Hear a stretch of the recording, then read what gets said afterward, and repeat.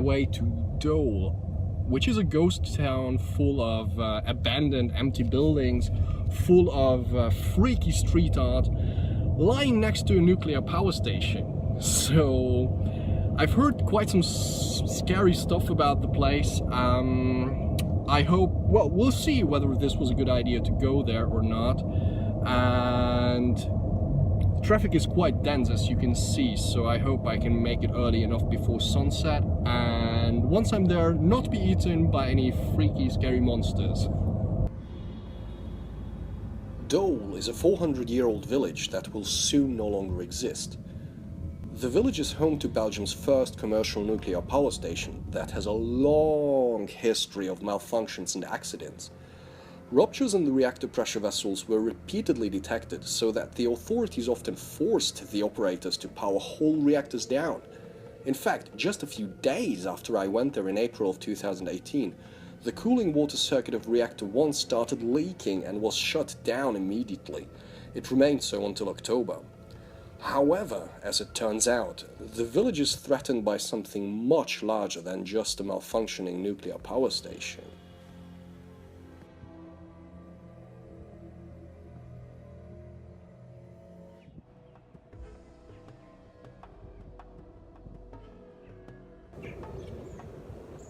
I think the message is clear. If you're a dick, don't enter.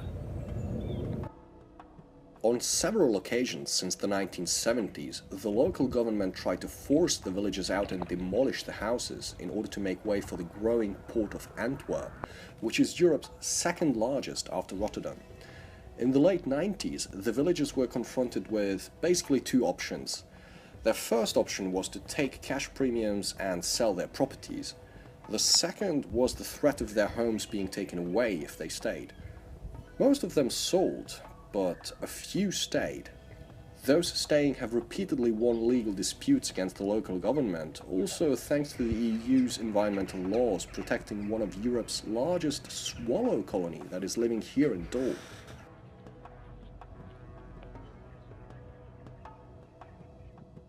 It was around 10 years ago that squatters started moving into the village, repairing and renovating the derelict houses. Things were looking up for a while. Then the villagers even came up with an extraordinary idea. They invited famous street artists to leave their mark on the abandoned houses.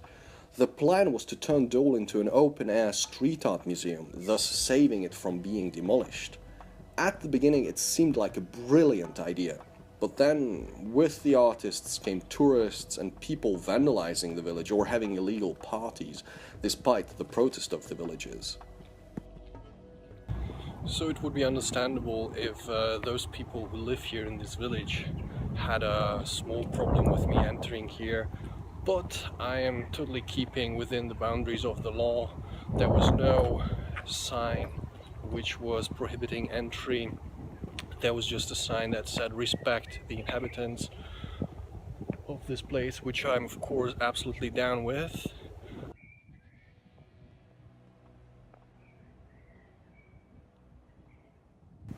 So I guess one of the things that I love about lost places and ghost towns like this is that in the end you can see how nature takes back what is hers and reconquers the place.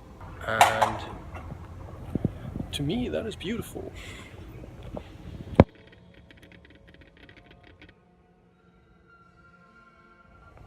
So can anyone savvy enough in ghost town architecture tell me what the hell this is?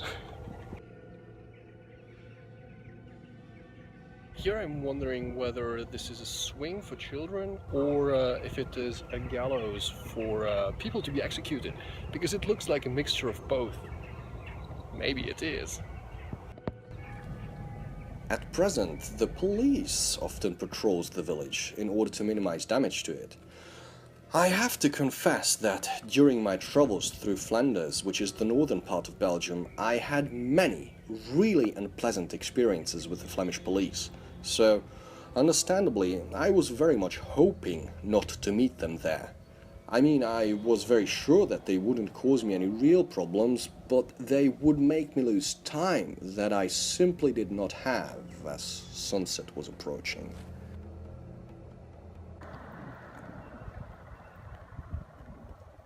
guess who I just ran into 2 minutes ago? Right, the police, of course, who else would it be? They asked me what I was doing here, and I told them truthfully that I'm checking out the wonderful street art in this unique place. And they asked me if I entered any buildings, and I told them truthfully that I'm not. I mean, I couldn't, even if I wanted. Probably I could, but I don't have much time. So right away after I said no, I'm not going to enter the buildings, they moved back into their car, and I had a small chat with them, a small talk, and they were really just nice Flemish police. I feel happy and blessed about this wonderful experience that I had with the beautiful Flemish police. I do mean that.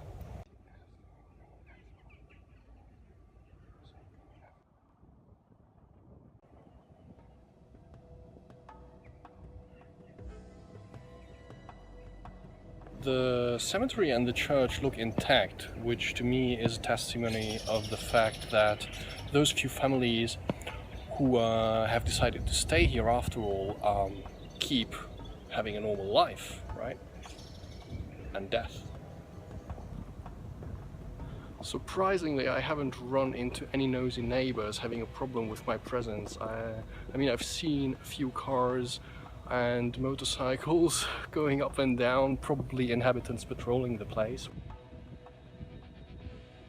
Of course, their problem with visitors is that some of them vandalized the place, and I also have, of course, it becomes a matter of interpretation.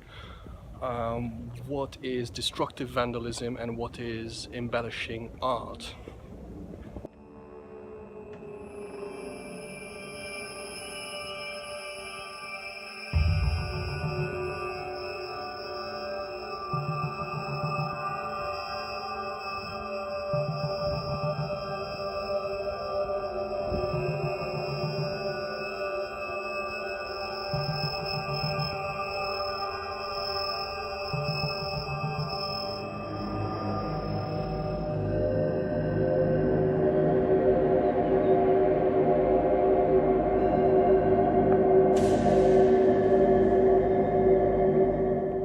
To be honest with you, some of the sounds that I get here are truly discomforting.